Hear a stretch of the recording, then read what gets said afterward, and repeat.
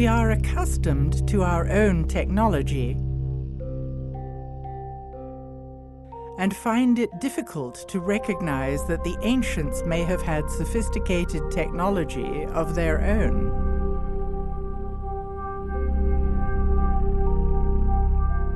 Since the technology of the ancients is not obvious to us, are we looking in the wrong place?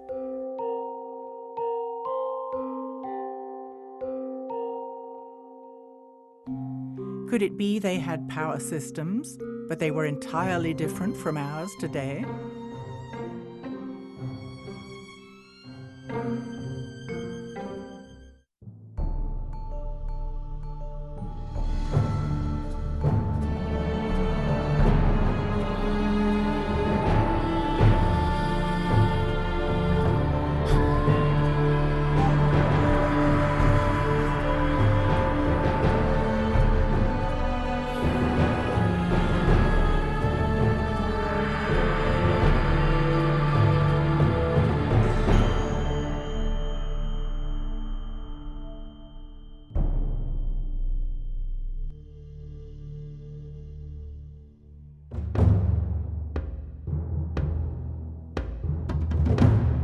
Looking at the architecture of structures from ancient Egypt stimulates a sense of wonder.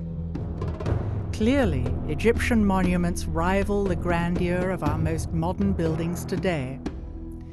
Yet we are taught to believe that we are the ones with knowledge of high technology, something the ancients could not possibly have had. As long as we think that the ancients weren't able to use high technology, then we're not looking for it. And yet, the evidence is right in front of our eyes. We find megalithic sites everywhere around the world. So there's certain things in common that they all seem to know, and we don't know it. Yeah, a lot of people are trying to figure out why mankind built these structures out of these huge megalithic stones. We don't even know how to move 200, 300-ton stones very well today, let alone 4,000 or 5,000 years ago. I started looking at megalithic structures from an electromagnetic point of view, and sure enough, I began to find that there were these energies there present in measurable forces. Strange things happen sometimes in sacred sites, and those are clues that the physics that we're taught in school is not everything. For thousands of years, the pyramids and the Sphinx stood as sentinels on the open desert. Yet, in recent years, a 20-mile wall, 14 feet high, was installed around the enormous site of the Giza Plateau.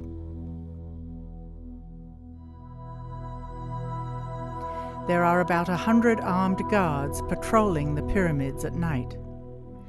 Applications for investigative academic research, while entertained initially, are almost all routinely refused. Unlike in times past, tourists are now being restricted from taking photographs in the Egyptian Museum. The monuments of Egypt are World Heritage Sites. Why is access and legitimate scientific research being systematically restricted? Much of ancient Egypt remains undiscovered. Satellite images show traces of buried structures that are still not excavated.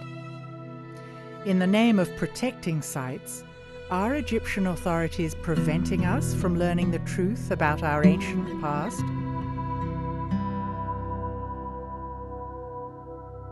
Despite strict regulations on what kind of research is allowed, there is still an extraordinary amount of evidence that shows that the ancient Egyptians had knowledge that has been lost. We don't have the technology to build the pyramids now. Not even close. We're not the most evolved we've ever been. And that is one of the blinders that has stopped us from imagining that the ancients could have been far smarter than us. Hakim Awian was raised by indigenous elders who lived in the area of the Band of Peace. Having preserved the ancient Suf language, stories were passed down generation after generation.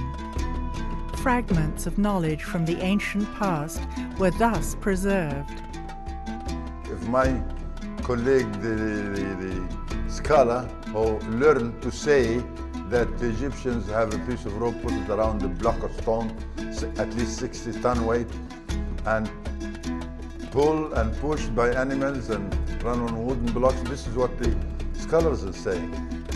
We may never be exactly sure how the pyramids were built. Yet we can begin to reconstruct our understanding of the culture living in the Golden Age and their values. Traditional Egyptology insists that the pyramids were built by slaves to feed the egos of kings.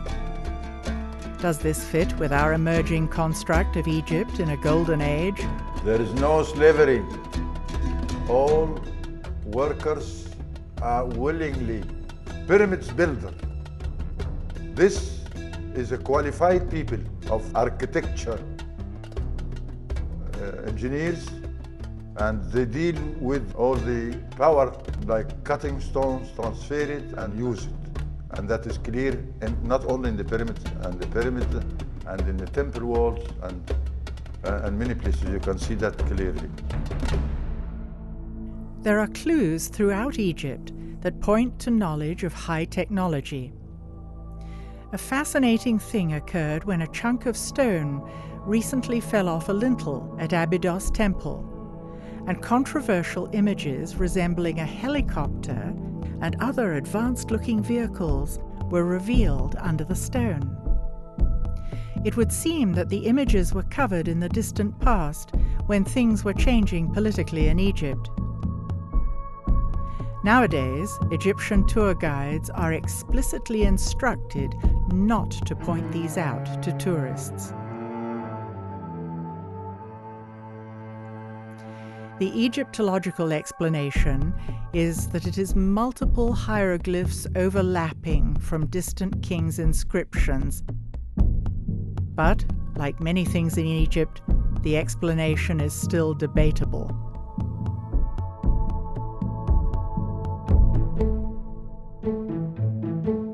Another controversial object that Egyptologists merely deem impossible is the artifact commonly known as the Baghdad Battery, that generates a mild electrical charge.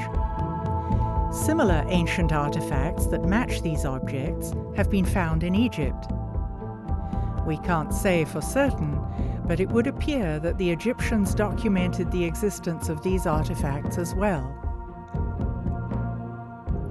Recreations of these objects have been made and have successfully created electric current. Also noteworthy are strange representations of objects that resemble light bulbs, found in the crypts at Dendera. There was no natural light inside these underground crypts, but we see no soot from torches or oil lamps, the only lights we know the ancients used. Could the ancient Egyptians have had their own source of electrical power? If nothing else, the ancients had to cut, move, and lift massive stone blocks that would challenge our engineers today. What was their secret? We automatically assume that ancient structures are for ceremonial and religious purposes. Maybe the pyramids served a completely different function than previously imagined. There's been lots of speculation about what the pyramids were actually built for. The most accepted notion is that they were tombs.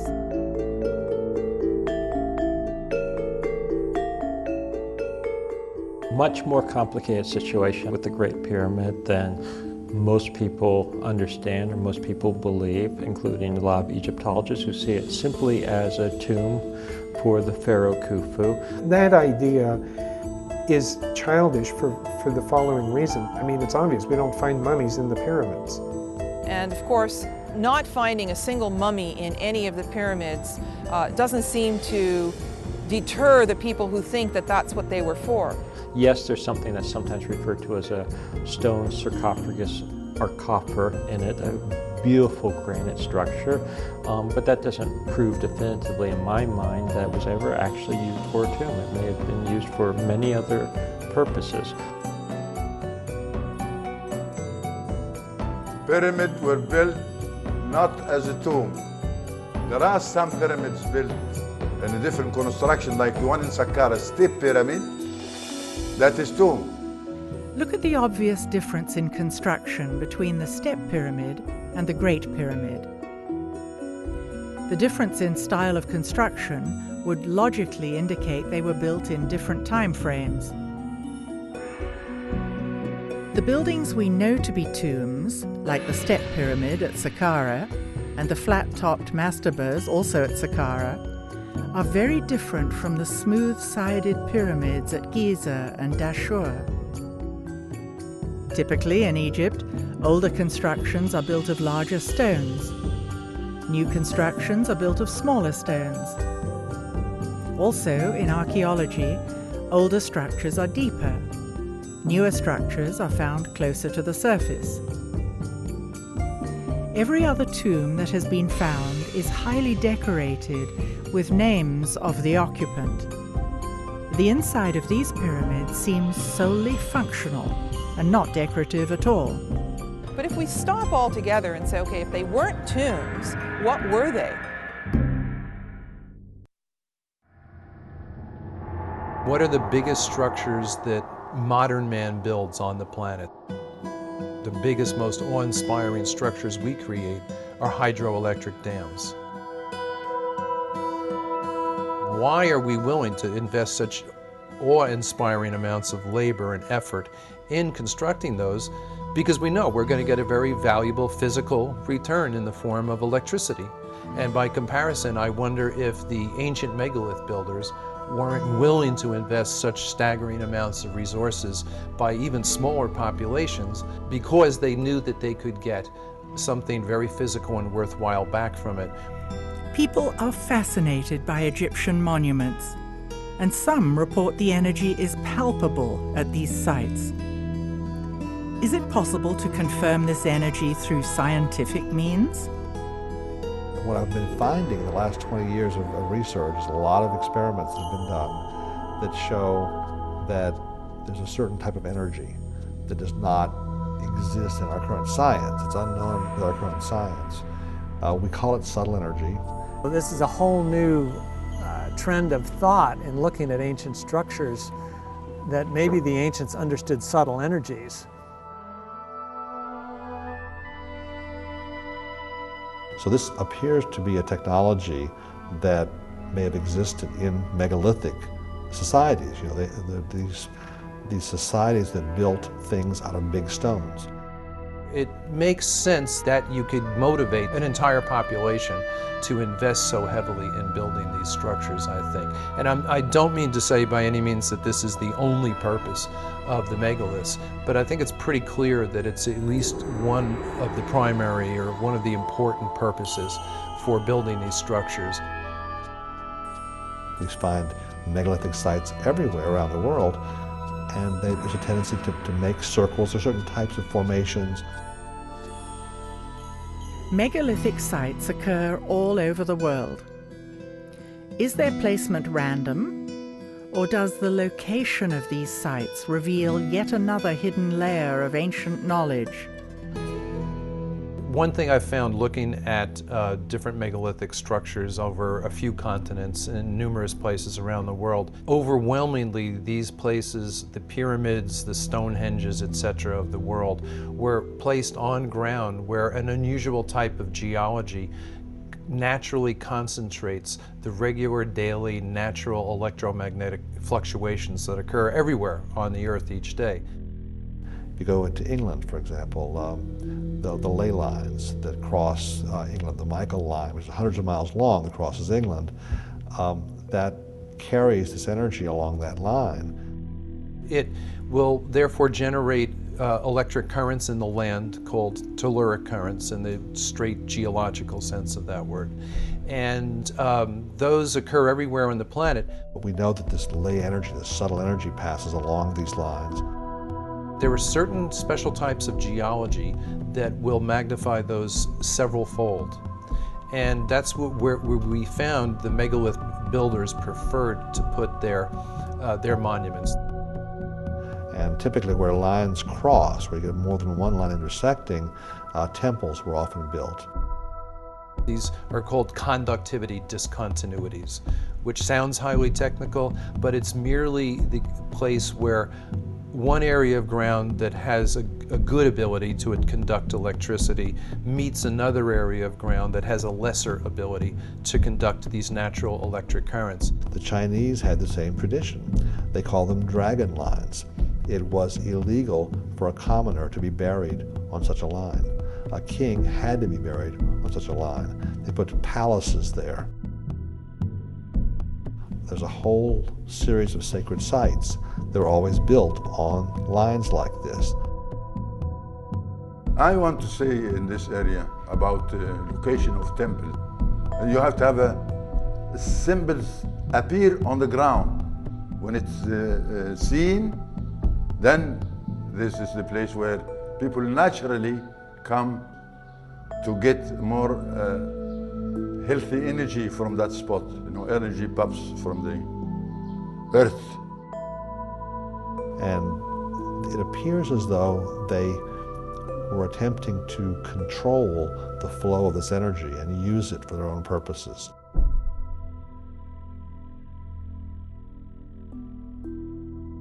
The key hours, unfortunately, are the pre-dawn hours. If you really want to study this, you've got to get up at 3 and get out there very fast.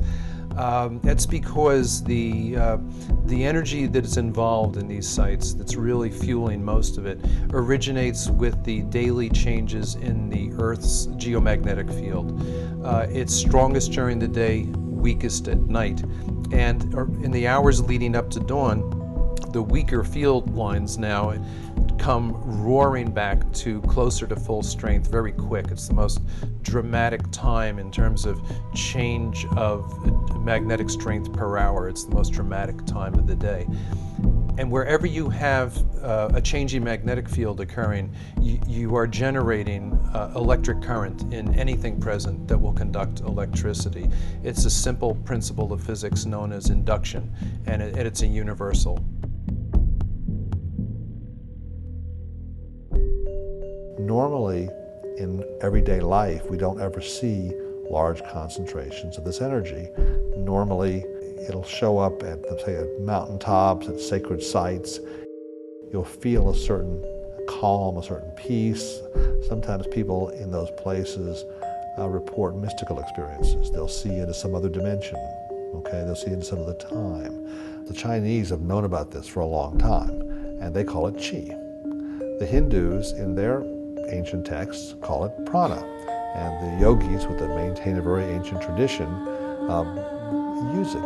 It affects a variety of different processes. Electricity, magnetism has a strong effect on that. So it modifies all the other laws of physics. When you look back on how sacred sites were chosen and buildings like the pyramids were constructed, the suspicion arises that they understood quite a bit more about this stuff than we do, and they may have been using it in their engineering. Then the megalith builders designed these structures and then built them in such a way as to further concentrate those energies. So they definitely seem to have known what they were doing. We are not used to things built out of stone being high technology. It is clear that several different kinds of stone from a variety of sources were used to construct Egyptian monuments.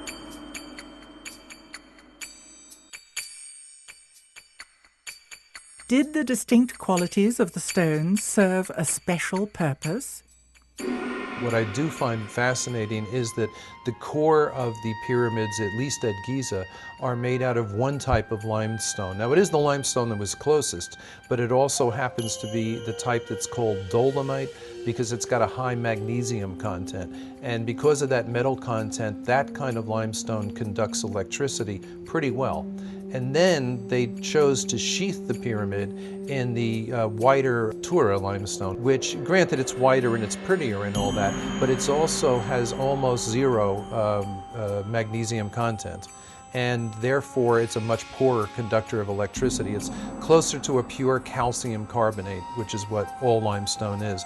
And pure calcium carbonate conducts electricity much more poorly than dolomite does. It's interesting to me that those outer stones were the ones that they cut so precisely that all these thousands of years later you still can't get a razor blade between them. Because basically what we've got here is we've got a situation with a highly electrically conductive core of those pyramids wrapped in what is effectively a very effective insulator.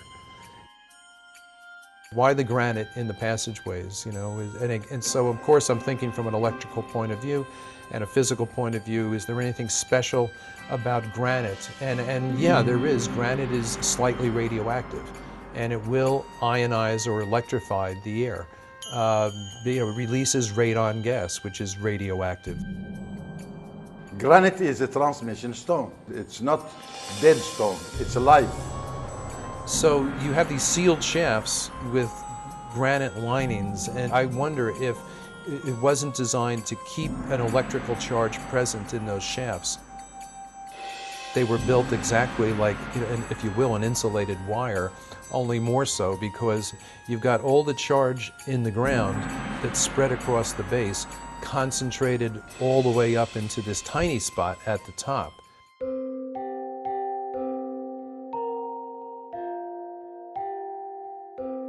We find similarities in 3 different constructions. The one at Giza here, Valley Temple, and one at Abydos, and another one abroad in England, the Stonehenge. Same material being constructed with, and same way and same technique. But the construction there, it's built in addition to have the water, because it's water bed. It's a huge water bed, and it's still working, still producing water. In Egypt, you do have a similar situation to England in that you have limestone aquifers under the monuments. An aquifer is an underground layer of porous, water-bearing rock. Water flows through the aquifers as rainfall, or when rivers and lakes flood, the water drains into them. And movement of water through limestone or chalk aquifers is known to produce electrical charge by 2 different processes that are self-reinforcing. And I've personally measured this for a week at a stretch at Silbury Hill in England, for example. Right before and after thunderstorms, as the water is sinking into the ground, we measured the increase in ground current, the change in the magnetic field as that happened, etc. And in Egypt, you had the Nile crashing, dropping every year and then flooding again. And that movement of water up and down through the layers of limestone would generate electrical charge. Flowing water generates at least a mild electrical charge, which means it generates an electric current, which means it generates a magnetic field as well. So if you were looking to give an electrical charge, a little boost to, say, a mound or something like that, it makes a lot of sense to have it at a minimum running water. And in fact, at Tiwanaku on the south shore of Lake Titicaca, their biggest monument, the Akapana Pyramid, was terraced in such a way as to have the water come down in waterfalls that alternated outside the pyramid, inside the pyramid. But that kind of falling water generates enough electric charge that one of the common school physics experiments is you can, in your own sink at home, if you can divide the stream of water coming out of your faucet into 2 separate streams, you can take a little LED indicator light and put it between the streams, and it'll generate enough electricity that maybe every 20 seconds or so the light bulb will come on. And then the question is, did some of those layers of limestone run up the Giza plateau? And they did. And they did, come up to the surface underneath where some of the pyramids are located. The idea would be that it would be the rising and falling of the Nile that would produce this electric ground current by moving through the different layers of the limestone aquifer. And when there was a dip, say, in that supply, maybe that's when the ionized air in the granite shafts and galleries could help keep the process going, if you will. I tend to wonder if the electrified shafts might not have been able to act in a similar fashion to your car battery when you come to a stoplight. Normally, your battery is not being used when you're driving your car. The alternator provides all the juice. But when you stop and that alternator is turning very weakly, that's when you want the battery there to keep everything going so your engine doesn't cut out.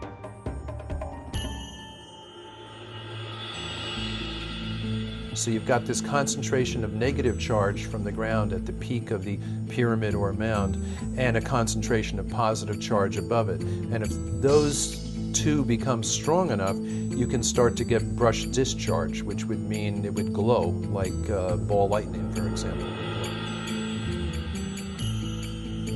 It's a theory.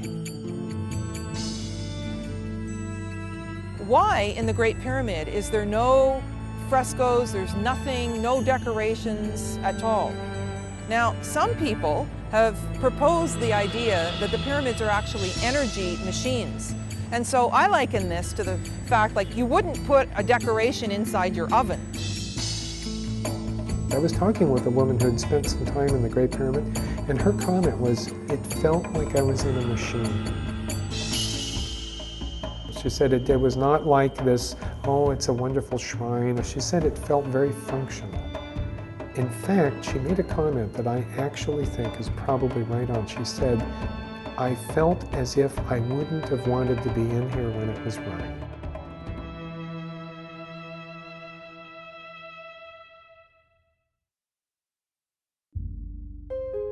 Invisible, subtle energy occurs around us all the time and is measurable by science. We had noticed a lot of people showing us photographs from megalithic sites that disproportionately often seem to have these balls of light in there, usually flash photos. Orbs are often written off as dust or other particles in the air, but that does not change the fact that they seem to occur more often in particular places at particular times. At Tikal, at the top of the most energetic pyramid that we found down there, we took a lot of flash photos during the course of our 8-hour stakeouts, which would run from roughly 3 a.m. till 11 a.m. And on the pyramids that were electrically dead, that had no juice, nothing going on, which were the big fancy ones, but the most recently built ones, we would take photos and find out eventually when they were developed, no orbs, no glowing balls of light. But on the oldest pyramid down there, where we did work and got all kinds of results, that was 1,200 years older than the big fancier ones. In that case, the photography we got back from our own simple flash cameras, they were literally choking the screen with these balls at the period at which the air was highest in electrical charge. And on the strongest day down there, I was recording electrical charge higher than I've recorded even in thunderstorms back home. We don't know what orbs are, but our personal guess is that they're balls of ionized or electrified air that will tend to hang together. A good analogy would be ball lightning, where it's simply so electrified that the molecules are excited enough to glow. Other evidence shows that there is energy occurring naturally everywhere on the planet that our science knows about but seems to ignore. Nikola Tesla sought to provide the world with free wireless electricity for everybody on Earth. He discovered that electricity occurred naturally throughout the Earth's atmosphere and ground. The telluric currents in the ground that John Burke discussed and the electricity present in the ionosphere in the atmosphere, which is ionized by the sun, he also created and developed ways to harness those energies. Tesla, who teach Nikola Tesla to get to that power of electricity? And he didn't invent it, it's already there, but he know how to use it. And not only that, he did not take an advantage like Mr. Edison. Tesla wanted to harness the natural energy that exists everywhere on Earth and make it free to the public.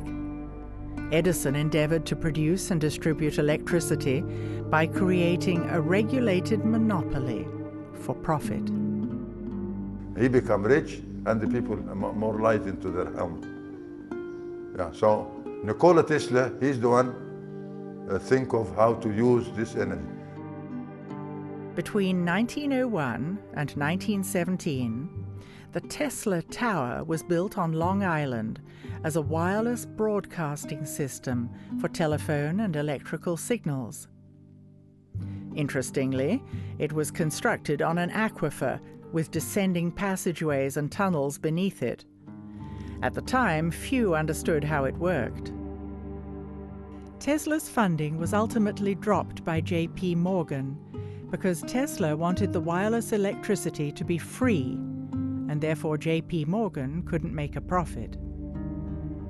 So even though Tesla's genius was seen by many, he was still driven into obscurity. The energy to create free wireless energy has always existed on our planet and still exists today. And it's not only energy on our planet, there are plenty. Rivers are flow by energy. Tsunami is energy. Frequencies are energy. If we have the electricity now, it's based on explosion energy. Now, the sound energy based on a technology different from the explosion energy, and it's known as implosion energy.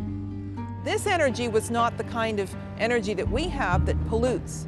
It was a completely passive energy that had no byproducts. The energy we use today is generated by combustion and is non-renewable. It is called explosion energy and leaves exhaust and pollution. Our system all over the planet today is based on the explosion energy. That's why the petrol is too expensive.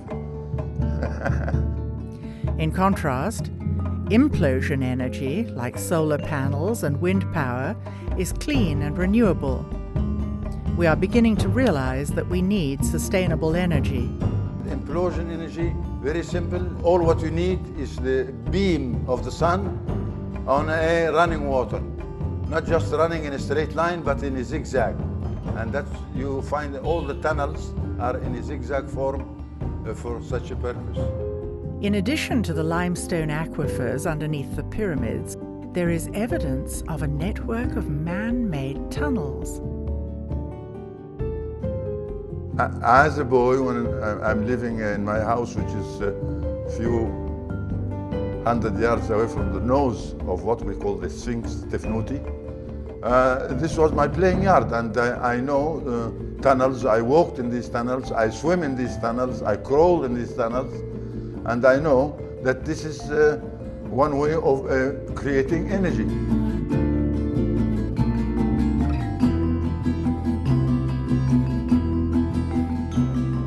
Now this is cost nothing. I mean, all what you need is a beam of the sun reaching the running water underneath the tunnel, and you can see that there are many openings in each tunnel permit this sun beam reach the water. And when it does, then the energy is there. Energy is not just to run your car, or it's run the people, feed the people.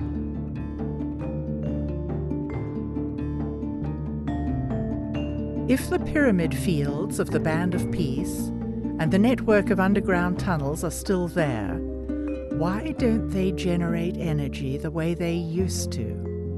In the condition of the pyramids now, stripped of those smooth insulating outer casings, it's going to leak electrical air about as well as a car radiator radiates heat. I mean, it's almost perfectly designed to weaken that, and yet still you get these reports of people like Siemens, who was one of the pioneers of electricity, and he was an Englishman. There's even a unit of electrical, I believe, resistance named after him called the Siemens.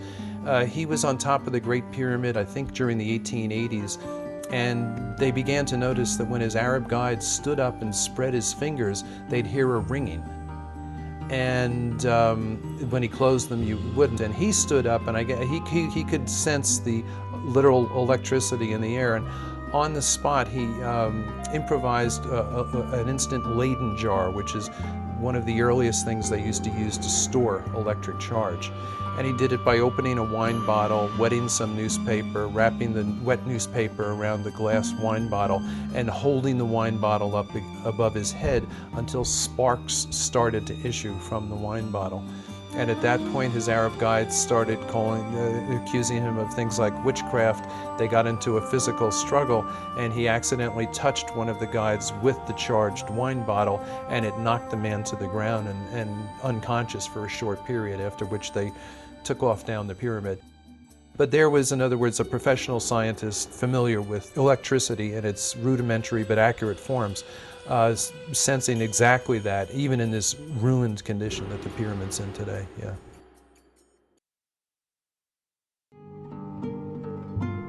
If you come to the Egyptian Museum, there is an item over there known as the schist disc, found by Dr. Walter Emery, and he said, or he think that it could be a vase for a lotus flower.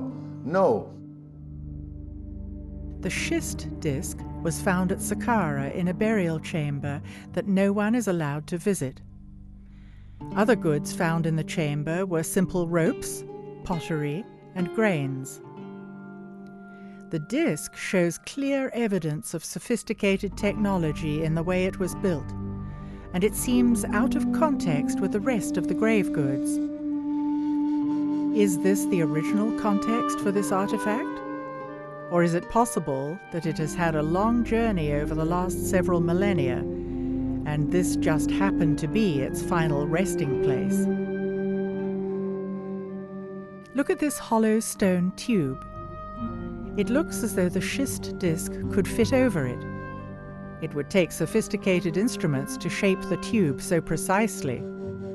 How did they do it? To cut the stone. This is by a sonic cut with no metal instruments like bronze chisel or this. No, it's another stone. And this other stone, it's the hardest stone you can find, which is the diamond. There are pieces of stone lying around that show concave shapes that actually have the machine tooling marks on it. The evidence of the high technology is right in front of us.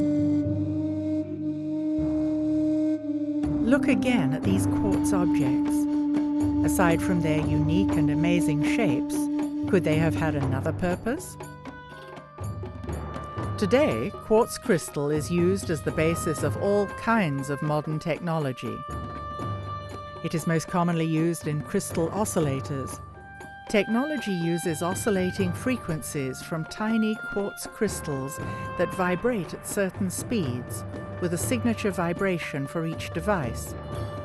AM/FM radios, CDs and DVDs, computer processors and Ethernet rely on quartz crystals. Could it be that the ancients were tapping into this technology and using it on a much larger scale, in a way we can only begin to imagine? Of course, we can't say for certain, but based on what we've seen, we can theorize. Energy can be created and manipulated in many ways. It is the lifeblood of a civilization, and therefore an important resource. In Egypt, there are 67 constructions all along the Nile like sails. And for those who has the eye, they can tell from the shape of that construction. The straight form of angles, that is a pyramid or a construction for energy, a plant for energy. That's what we have. A theory that's always struck me, that they were intended actually to somehow or another spiritualize a whole civilization. In other words, to provide a widespread, high level of energy that people needed because a descending age was upon them. And I believe what the pyramid and other certain other structures were constructed for was to basically act as a kind of the equivalent of a street light. You know, if you're in a neighborhood that's maybe not the nicest neighborhood and it gets dark at night, you like to have bright lights go on. And that's effectively what the Great Pyramid was. Now, these were not lights that illuminated it so that people could see where they were going. It was basically a device, a generator for, if you will, broadcasting and transmitting throughout the planetary structure a type of field which uplifted the entire humanity. And maybe those pyramids were built in some sense or another to stay the decline. Let's call them in some sense or another spiritual granaries designed to somehow store an emotional or spiritual or psychological or some sort of energy that was needed to keep people from becoming the total barbarians that they subsequently became. We had the ability to basically prop up humanity for a while using the system, but what we saw was the street light eventually went out.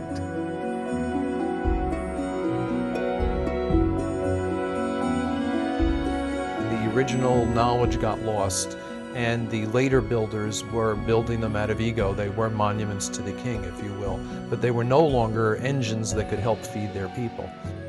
Catastrophes around the world damaged, or if you will, decommissioned some of these sites. So some of them went offline, just like a power plant going offline. I tend to wonder if the few people who knew the secrets to the energy connection with those pyramids didn't die off. If it was a thin chain of, for example, a shaman to his apprentice, and if the wrong people get killed at the right time, that chain is broken, that knowledge gets lost. As long as we think we are more advanced than we've ever been, we are blind to technology based on subtle energies. It's not fair also. It's not fair to deny what you can see and touch by your own hand. This is all needed, a technique, and we have that technique still. But nobody wants to listen.